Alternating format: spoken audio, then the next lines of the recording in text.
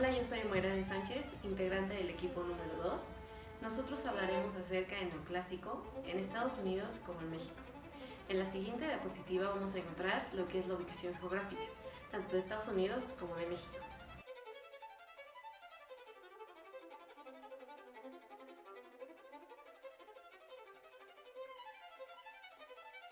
En la siguiente diapositiva vamos a encontrar lo que es la línea del tiempo en México. Esta inicia en 1700 con el descubrimiento del neoclásico. En 1776 vamos a ver el auge de artistas. En 1788 inicia el desarrollo. La llegada a México del neoclásico se da gracias al virreinato que va del periodo de 1781 al periodo de 1821. Después, en 1785, va a dar inicio la Academia de San Carlos. Para después, en 1797, se empiezan a ver los primeros monumentos. Y en 1850 vamos a ver todo el arte mexicano. En la siguiente diapositiva vamos a encontrar la línea del tiempo del neoclásico en Estados Unidos. Esta inicia en 1787 con la introducción del neoclásico en Estados Unidos. Luego pasaremos a 1792 con el inicio de la construcción del Capitolio de Washington, para que esta termine en 1859. Luego, en 1939, va a dar inicio la construcción del Jefferson Memorial, el cual va a terminar en 1943, y esta será la última construcción del neoclásico en Estados Unidos. El neoclásico refleja la realidad política y social de una época caracterizada de guerras y enfrentamientos entre distintas clases sociales. En Estados Unidos, el aumento de impuestos dio inicio a la Guerra de Independencia en 1775.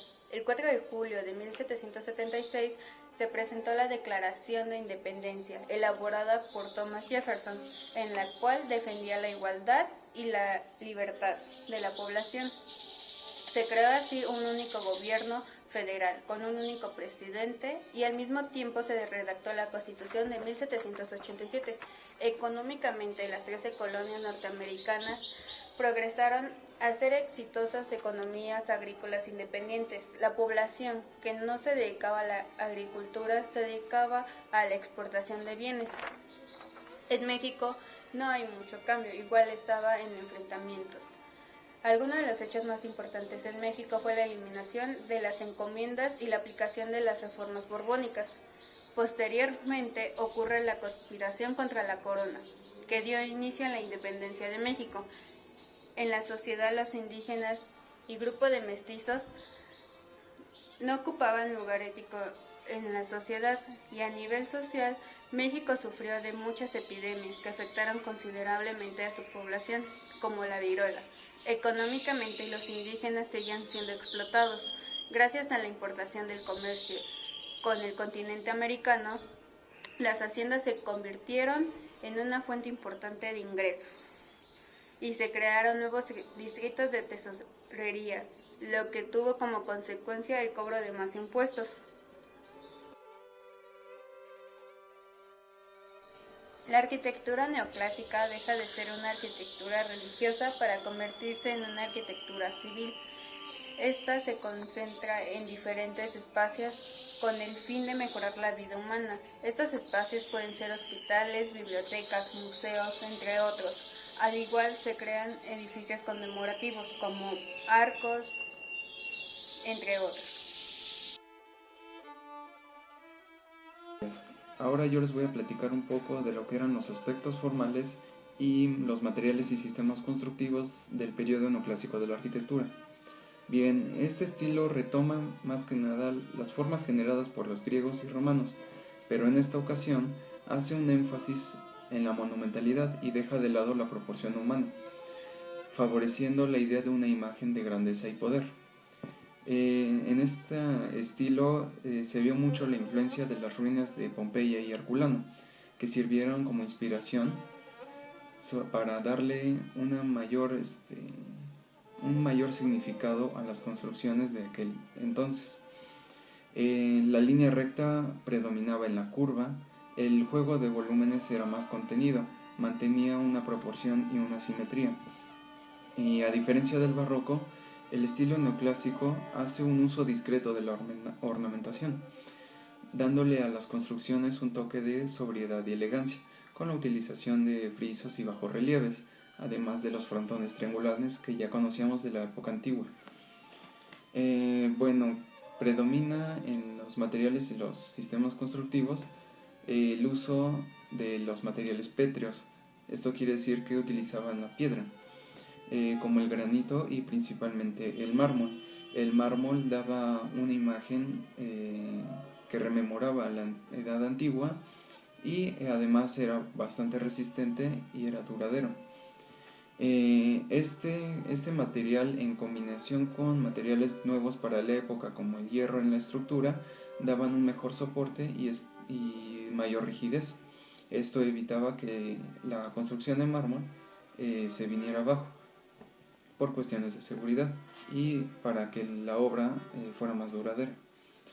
Los sistemas más comunes que podemos encontrar durante el periodo neoclásico son los muros de carga, las pilastras, los pilares y las columnas.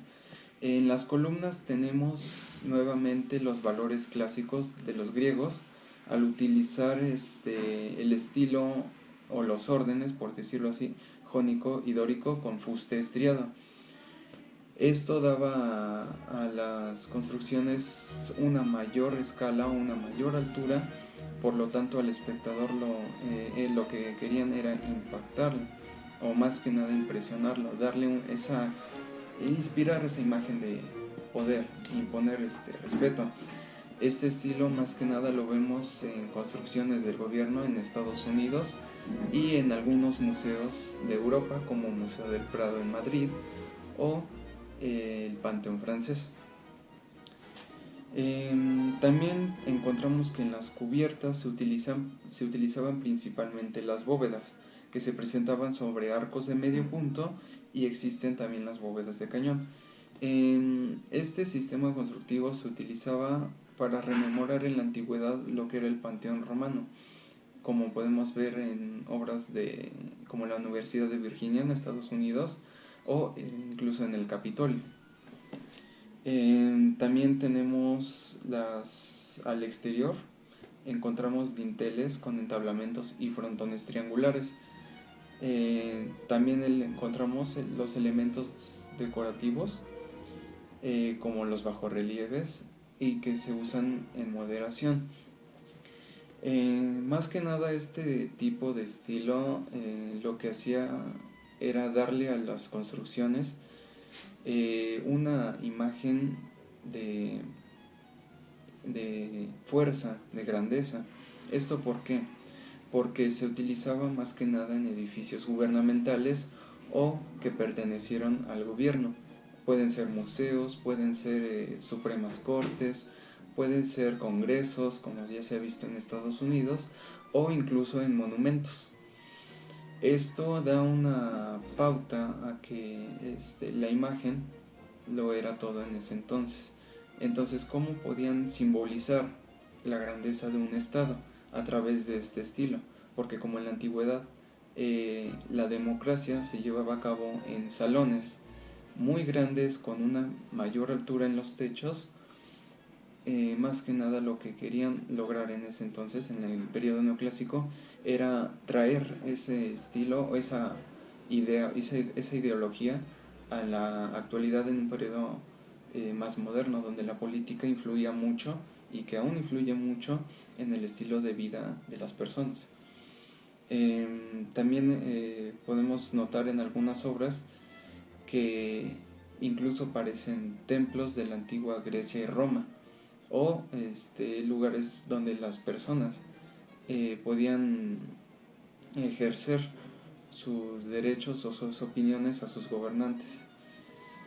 Más que nada se trataba de rememorar esa época en donde las personas tenían que ver en asuntos del Estado, y no nada más del Estado, también en las cuestiones culturales, ya que también el estilo, por ejemplo aquí en México, predominan en los museos de San Carlos y en el castillo de Chapultepec. Esto como una remembranza del valor que dejaron los griegos y romanos también al arte y la cultura.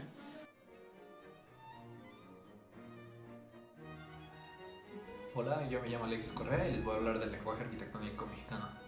Una de las principales características del neoclásico en México fue el completo rechazo al barroco y todo lo que el barroco significó. Nos da a conocer cómo ellos querían la modernización del país y además querían expresar mediante el neoclásico. El neoclásico significó regresar al pasado, a lo clásico, buscando una cierta belleza que diera equilibrio y armonía a la arquitectura. El neoclásico buscó inspiración en los tiempos de los griegos y romanos, utilizando cúpulas, bóvedas, frontones griegos, capiteles, entablamientos, columnas jónicas y dóricas. Elementos como estos fueron las principales características que le dieron lo clásico al neoclásico.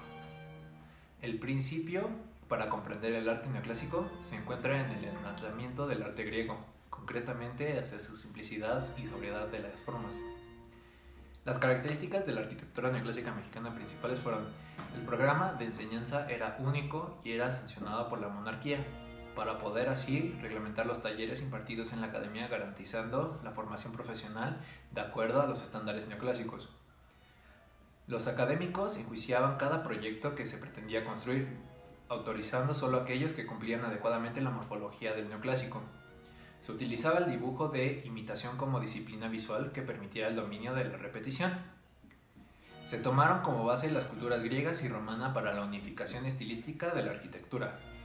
Y por último, las escalas y proporciones de las edificaciones siempre estaban acorde a los cánones de la arquitectura clásica.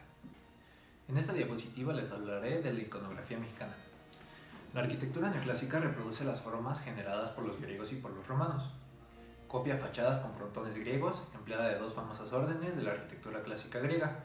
La primera es el dórico, con columnas estriadas y capitel sin molduras, y el jónico, con columnas esbeltas, apoyadas sobre basa, fuste escalonado, capitel decorado con volutas, arquitrabe de 3 franjas y friso libre de decoración. Prefiere en esta parte el mármol blanco. Y de los romanos toma las espaciosas cúpulas y bóvedas.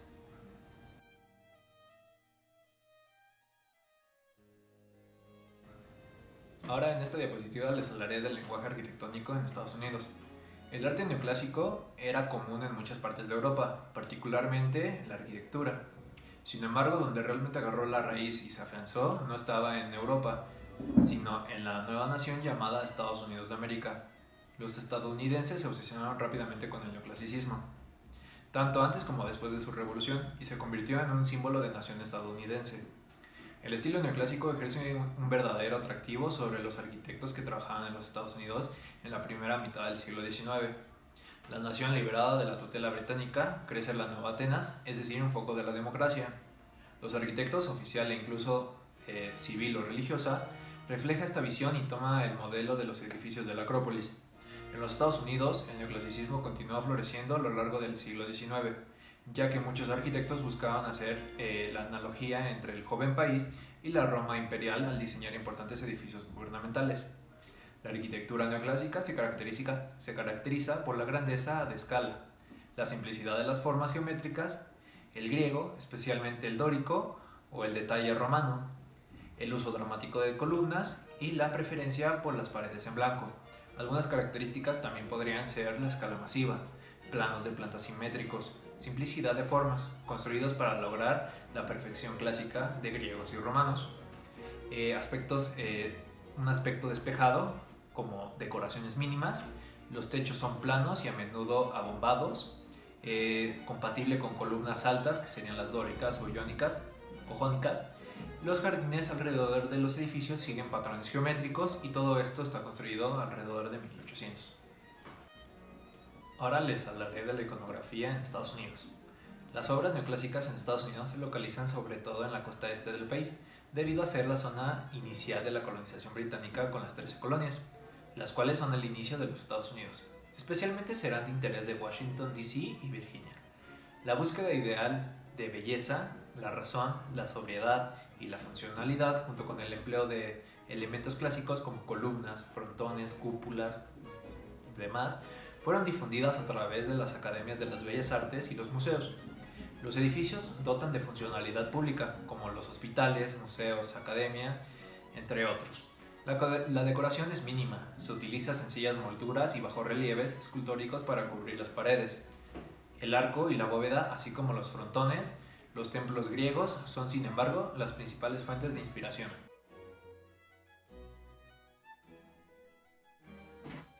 Mi nombre es Asael Mendoza. Yo les voy a platicar sobre las obras más importantes del neoclásico, así como los arquitectos más representativos de este estilo. Podemos empezar hablando sobre el arquitecto Manuel Tolsá. Él fue un arquitecto español que nació en 1754. Después llega aquí a Nueva España, en donde se le encomiendan importantes proyectos a lo largo de la República, pero aquí en la ciudad se destacan sus obras más importantes, como lo es la Catedral Metropolitana, el Palacio de Minería, el Museo Nacional de San Carlos, el altar de la Iglesia de Santo Domingo y la Casa del Marqués. Sin duda, una de sus obras más importantes y de máximo exponente es el Palacio de Minería. Este palacio se encuentra en el centro de la Ciudad de México, en la avenida Tacuba.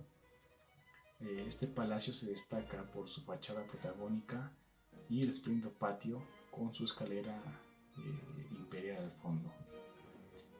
De su fachada podemos hablar que mide 90 metros de longitud, está compuesta con líneas rectas que une a todos los elementos con columnas, tiene 3 arcos de medio punto y capiteles de pilastras. En el interior podemos encontrar la gran escalera imperial que se encuentra al fondo y centro del patio. Tiene los balustres dispuestos según su inclinación y no en la huella de los peldaños como es comúnmente. El patio está formado por 20 arcos. Estos arcos son armodillados y están hechos de piedra cantera y piedra chiluca. También podemos encontrar columnas dóricas que se empotran a los machones. Otra de sus obras más importantes es el Museo Nacional de San Carlos.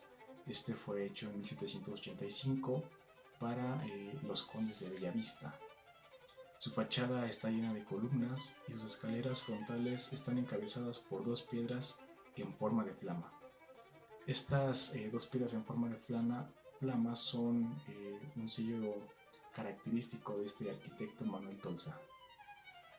La edificación tiene un estilo neoclásico y destaca por su sobriedad y dimensiones monumentales. Un elemento notable es el patio central de forma elíptica, único en la arquitectura de la Ciudad de México. Este edificio de evidente corriente neoclásica muestra a través de su fachada principal una simetría propia de la época perfectamente equilibrada. Definitivamente podemos ver la maestría del arquitecto en la armonía y el equilibrio del edificio y en cada detalle que puso, tanto en elementos estructurales como ornamentales. Otra obra de la que podemos hablar es sin duda del Teatro de Degollado. Este teatro se encuentra en Guadalajara, Jalisco, y fue proyectada por el arquitecto Jacobo Gálvez, que también fue uno de los arquitectos más importantes del neoclásico aquí en México. Del teatro podemos decir que su bóveda tiene frescos que aluden al canto cuarto de la Divina Comedia. El vestíbulo oval mide 10 por 6.5 metros de ancho. Su pórtico lo conforman 16 columnas arquitrabadas de orden corintio. Su fachada se reviste de cantera y se montó un relieve en mármol con la imagen de Apolo y las 9 musas. Abajo de este pórtico de mármol travertino se lee la frase: que nunca llegue el rumor de la discordia. Otras obras importantes también de neoclásico aquí en México que podemos encontrar es el Hospicio de Cabañas, que también fue de Manuel Tolsá. Está hecho de cantera. Otro edificio que podemos hablar es de la Real Academia de San Carlos, que también su principal material es la cantera. Otros edificios también como el Castillo de Chapultepec, también es del estilo neoclásico, y el Palacio de Bellas Artes, que tiene una combinación de varios estilos. En este caso es más Art Nouveau, pero podemos encontrar rasgos del neoclásico. En la parte de Estados Unidos podemos hablar de Thomas Jefferson, que antes de convertirse en el tercer presidente de Estados Unidos era un arquitecto apasionado, ya que en su trayectoria por Francia se vio muy influenciado por la arquitectura renacentista y la arquitectura neoclásica. Vamos a hablar de una de sus obras más importantes, que sin duda fue el Capitolio de Virginia. Este se encuentra en Richmond, Estados Unidos, y fue construido entre 1785 y 1796. Fue proyectado por el arquitecto y presidente Thomas Jefferson. Este edificio está basado en el neoclasicismo francés, tomando como inspiración el edificio de la Maison Carrère de Nimes, pero adoptando un estilo jónico en vez de corintio. Se ha convertido en el prototipo de edificio público estadounidense, ya que fue el primero del estilo clásico monumental que se construyó en ese país. Los dos edificios más pequeños contiguos son un añadido posterior y se debieron a la necesidad de más espacio para las crecientes funciones del Estado.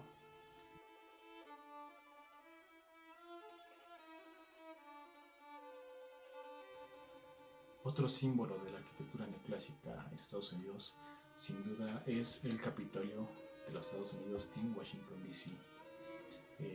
Desde sus inicios quería hacer una conexión entre Roma y Estados Unidos, entonces lo hicieron mediante la arquitectura, una arquitectura blanca.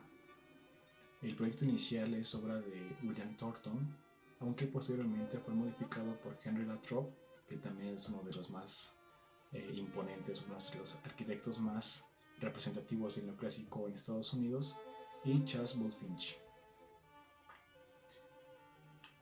De la arquitectura del Capitolio podemos decir que su color blanco exterior se debe a que, imitando la Acrópolis ateniense, se utilizó mármol para su construcción. Las columnas de la fachada son de orden corintio, mientras que las interiores varían entre el orden jónico y corintio. Predomina en él las líneas horizontales y la arquitectura arquitrabada, por lo que la gran cúpula sobre dos tambores de ventanas y columnas predomina sobre la estructura. La cúpula es parecida a la de la Basílica de San Pedro del Vaticano, en ese intento de buscar ese modelo clásico y renacentista. Otro símbolo sin duda de los Estados Unidos es la Casa Blanca, que se comenzó a construir el 13 de octubre de 1792 bajo el cargo del arquitecto James Hoban. Las paredes de arenisca porosa se recubrieron de cal y yeso, dándole ese color blancuzco a imitación del mármol. La fachada norte de la Casa Blanca imita la estructura de un templo griego con columnas jónicas de fuste liso y una arquitectura arquitrabada con tímpano. No obstante, la fachada sur tiene una saliente semicircular que rompe la uniformidad del diseño, y el cual tiene una columnata de 6 columnas jónicas de fuste liso. Bueno, esto fue todo por nuestra parte. Esperemos que les haya gustado y haya quedado clara la información. Muchas gracias.